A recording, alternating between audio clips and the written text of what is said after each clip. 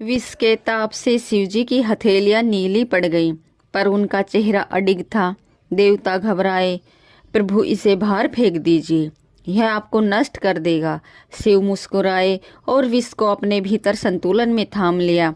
शिव ने उसे निगला नहीं, ना फेंका।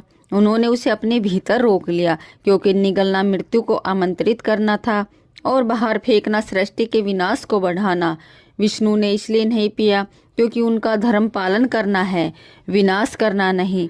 और शिव जो सृजन, पालन और विनाश सभी से परे हैं, वही उस विष को अपने भीतर समेट सकते थे। उनके कंठ का नीला रंग आज तक उनका नीलकंठ स्वरूप कहलाता है।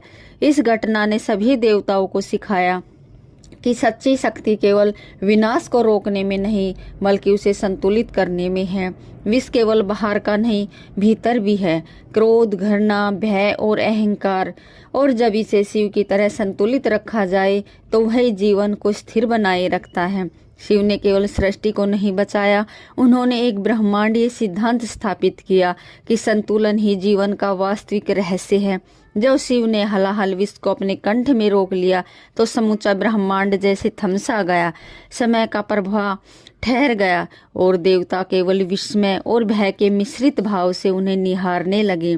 पृथ्वी की नदियां शांत हो गई, पर्वत स्थिर हो गए, पर शिव के भीतर का ताप इतना प्रचंड था कि चारों दिशाओं में एक अदृश्य कंपन फैल गया।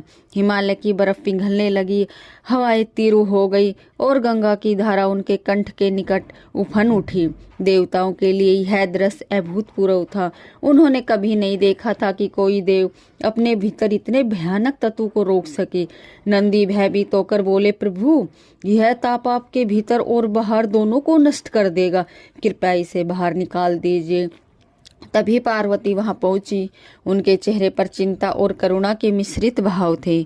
उन्होंने शिव के कंठ को देखा और कांपते हुए कहा, स्वामी, यह विष आपको जला देगा।